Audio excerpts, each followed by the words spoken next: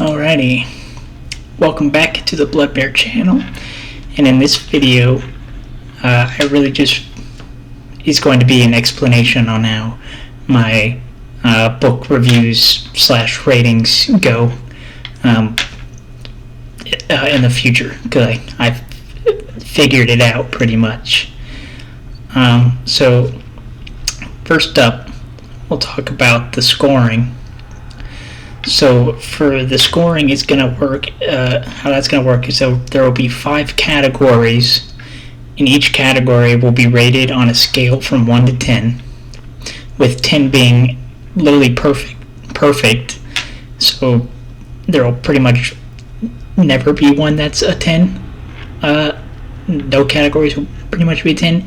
Then 9 is almost perfect, 8 it was amazing, 7 great, 6 good, 5 alright, 4 could be better, 3 is bad, 2 is terrible, and then 1 is the worst. So hopefully I don't rate anything a 1. Basically, if it's a 1, it's so bad that it makes me not want to finish the book, pretty much. And then the 5 categories are going to be structure, emotional impact, world building, plot, and characters. So those are the 5 categories. And let's now get into what those actually entail. So for structure, that's basically just going to be the layout of the book. So and whether that kind of works or not. For instance, like a good example will probably be like your normal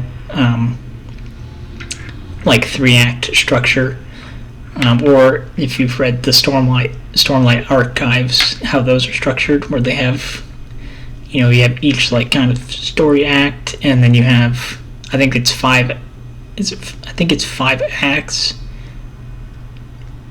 and then you have interludes in between those acts, which I really like that structure.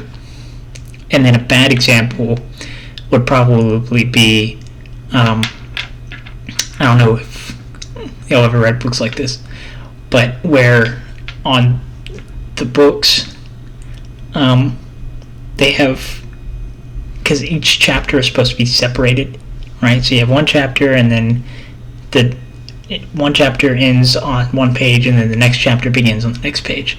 In some books, that is not the case. I have seen one like it, where it is a chapter ends on one page, and on that same page, another chapter begins. I do not like that structure. It is weird, especially since no other books really are like that. Now, for moving on to category number 2, we have emotional impact. Now, this is in regards to certain things that happen, plot points and stuff that happen in the book, and whether or not they made you feel how the author kind of wanted you to feel.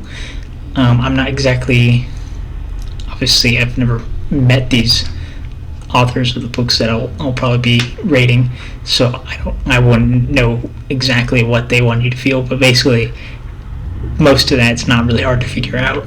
So like basically if it makes you not like the bad guys, that's pretty good, and if it makes you like the good guys, that's also pretty good.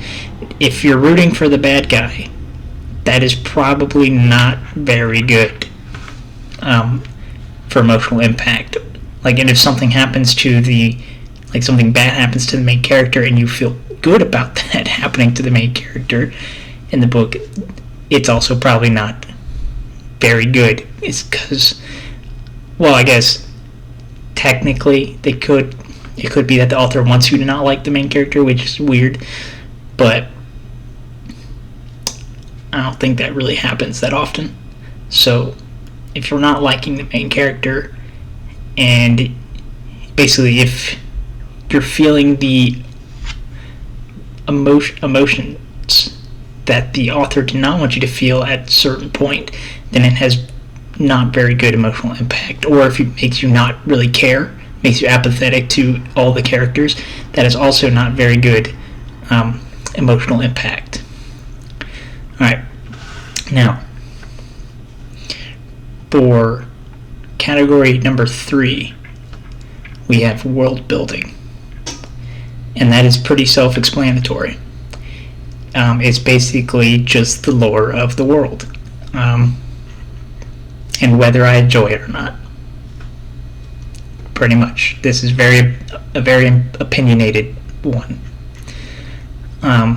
Good examples: Lord of the Rings, very good. I don't even know if I really have any bad examples of world building.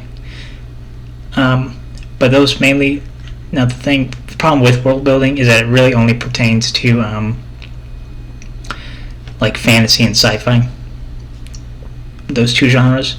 So I don't know if I will do any book reviews on other outside of those two genres, but if I do, and it's not like it's like supposed to be based in our world and whatnot, then if it's a historical piece, then it would be like, okay, is it like how that time was, pretty much, like, is it accurate to that time in history, basically? Or if it's like modern day, is it accurate to how our modern day is, I guess, which will probably be a lot harder to judge.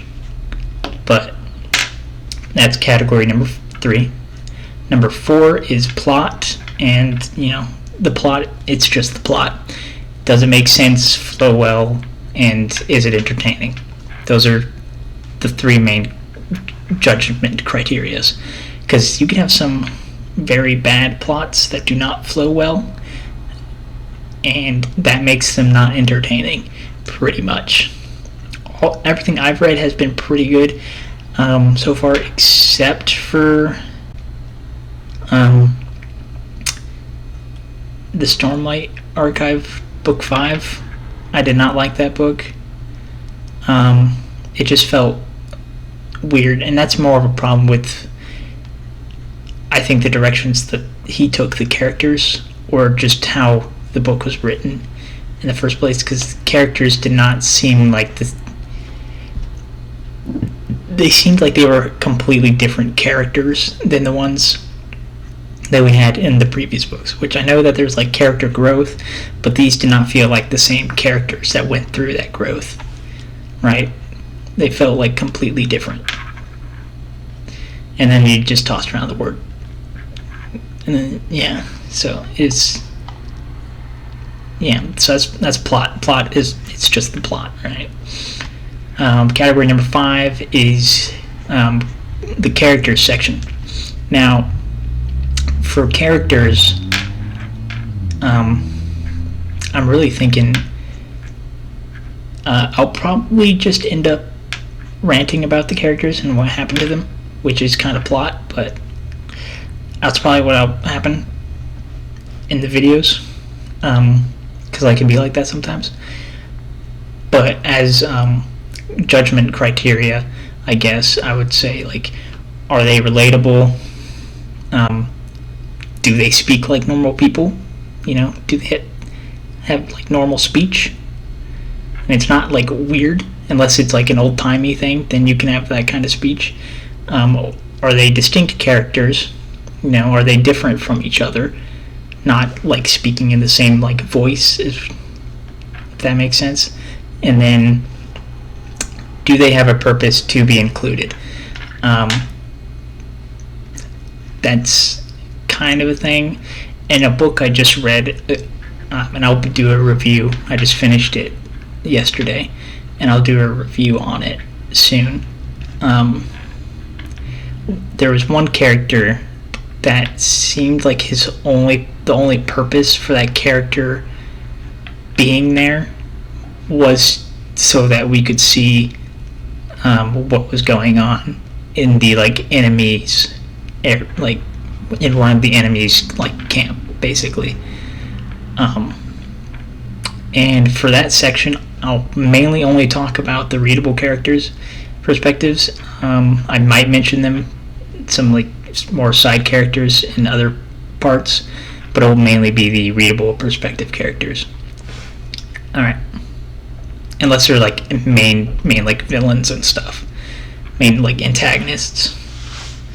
Alright, and then finally we get to the final section of my rating, and that will be the overall rating. So how that will work is I'm going to take the mean value of all of the five categories and then divide that by 2. So then that will fit into the I think the normal 1 to 5 like star rating range for that. So that's how the overall rating will be. So if it's 5, then it got 10 in all categories basically, which will not happen. And if it's 1, it got like 1 in all categories, which also will probably not happen. So it'll probably end up being like I went back and looked at one for one of my older book reviews, and that score came out, I gave it an overall of like 4.5. It actually came out to be around more like 4.2. So it'll probably be ratings more like that in the future. And that's it. That's all for this video. I hope this lets you know how I do things. See you in the next one.